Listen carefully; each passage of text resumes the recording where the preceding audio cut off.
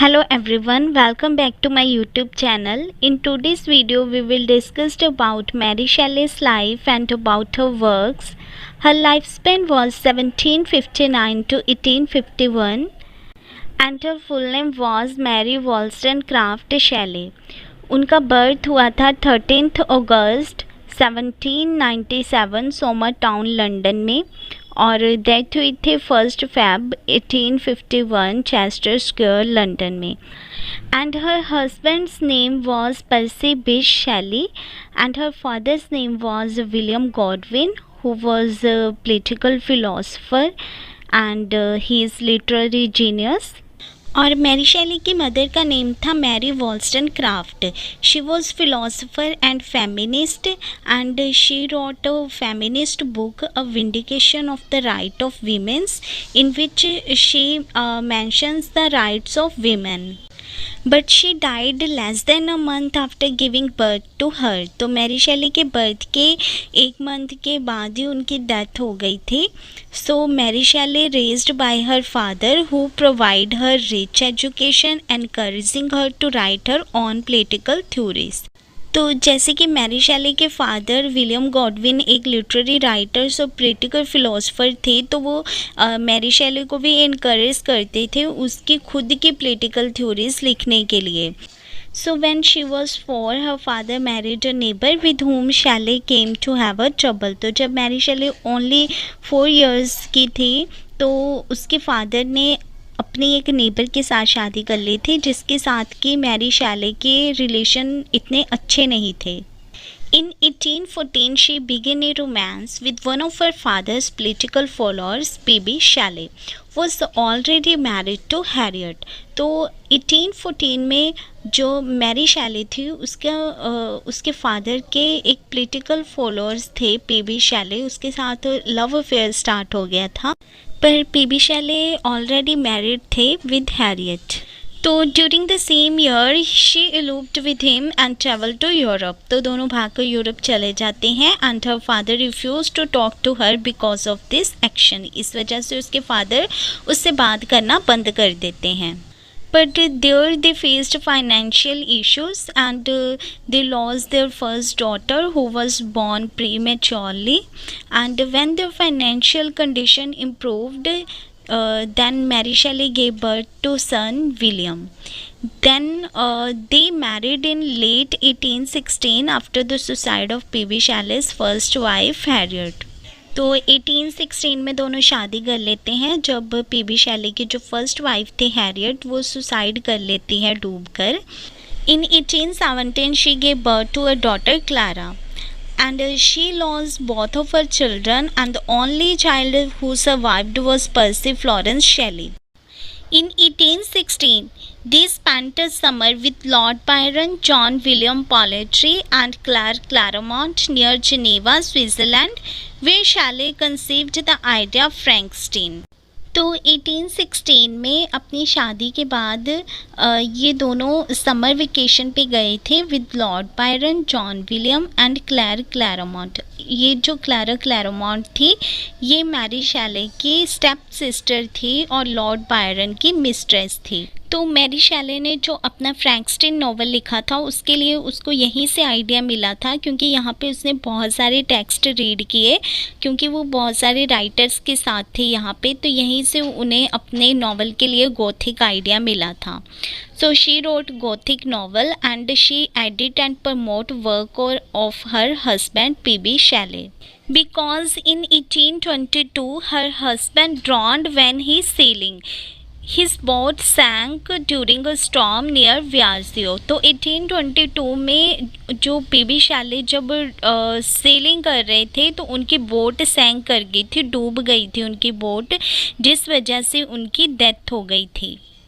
तो उसके बाद मैरी शेली ने कभी शादी नहीं की और उनकी 1851 में डेथ हो गई थी 53 इयर्स की एज में. Now let's discuss about his major works. The first work is Valpagro or the life and adventure of Castruccio, who was Prince of Lucca, and it was written in 1823 and it is historical novel. तो इसकी setting रखी गई है gulfs and गिबेलाइंस के war के time की, और इसमें कास्ट्रोशियो जो लूका का प्रिंस है उसके एडवेंचर के बारे में बात की गई है, और मैरी शैले उसे क्रिटिसाइज़ करती है उसकी हंगर, जो कि कॉन्किस्ट के लिए, कॉन्करिंग के लिए जो उसकी हंगर है उसको क्रिटिसाइज़ किया है मैरी शैले ने इसमें। नेक्स्ट वर्क है उनका लोडोर, जो कि सेमी ऑटोबायोग्राफिकल वर्क है उनका, और इसका अनदर टाइटल है द ब्यूटीफुल विडो। लडोर के जो काफ़ी सारे इंसिडेंट इसमें बताए गए हैं वो मैरी शैले के खुद की लाइफ से रेप्लिकेट करते हैं, that's why it is semi autobiographical novel.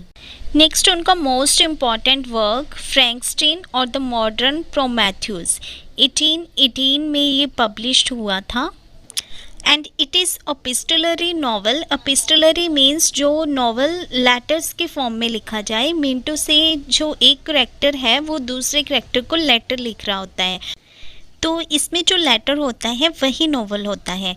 तो इस नॉवल में जो लेटर है वो कैप्टन रॉबर्ट वॉल्टन अपनी सिस्टर मार्गरेट वॉल्टन को लिख रहे हैं, और ये पब्लिश हुआ था अनोनिमसली, मतलब कोई भी नेम इसमें रिवील नहीं किया गया था, पर जो सेकंड एडिशन आया था इसका उसमें मैरी शैले का नेम अपीयर हुआ था, और ये उन्होंने अपने फादर विलियम गॉडविन को डेडिकेट किया था। अब इस नॉवल की स्टोरी क्या है उसको हम थोड़ा सा देखते हैं। तो इसमें जो करैक्टर है, इसमें जो मेन करैक्टर है वो है विक्टर फ्रैंकस्टीन, जो कि एक यंग साइंटिस्ट है। तो ये जो स्टोरी है ये एक तरह से एक साइंस फिक्शन है।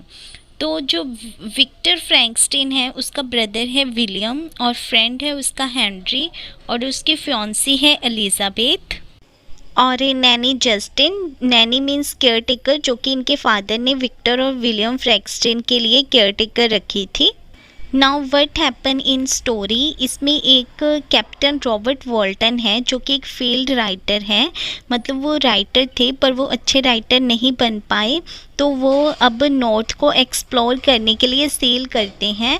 तो जब वो सेल कर रहे होते हैं शिप में तो उन्हें फ्रैंकस्टीन मिलता है, तो ये उनको बहुत ही पुअर कंडीशन में मिलता है। He was shivering from cold. तो ये जो फ्रैंकस्टीन है इसने एक मॉन्स्टर क्रिएट किया होता है, जैसे कि ये एक गोथिक नॉवल है।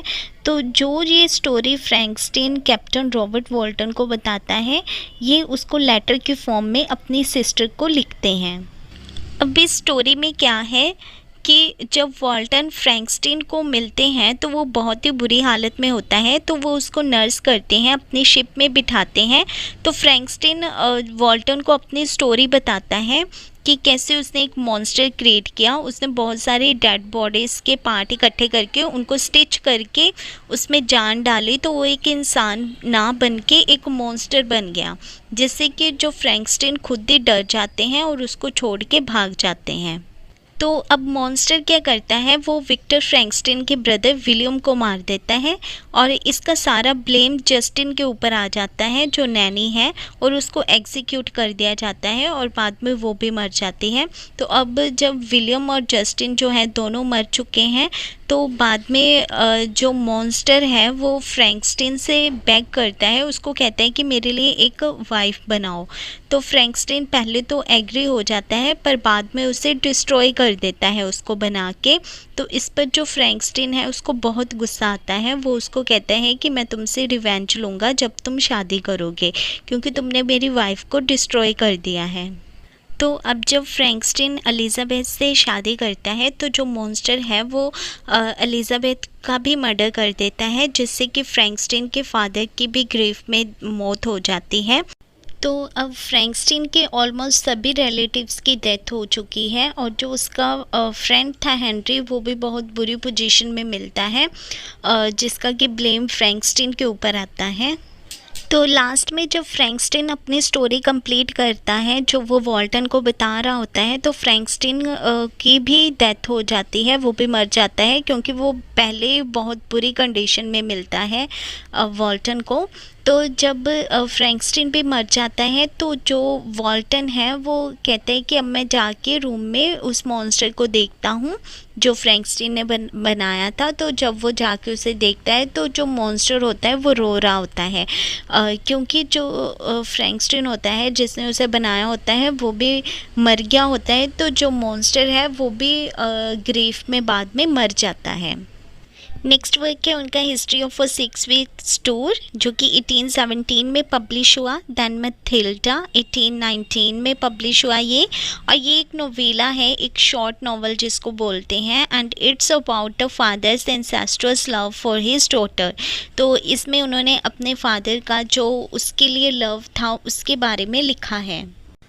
Then posthumous poem of Percy Bysshe Shelley 1824, as her husband died by drowning। तो उनकी डेथ के बाद मैरी शैले ने उनके वर्क्स को प्रमोट किया, उनको पब्लिश करवाया।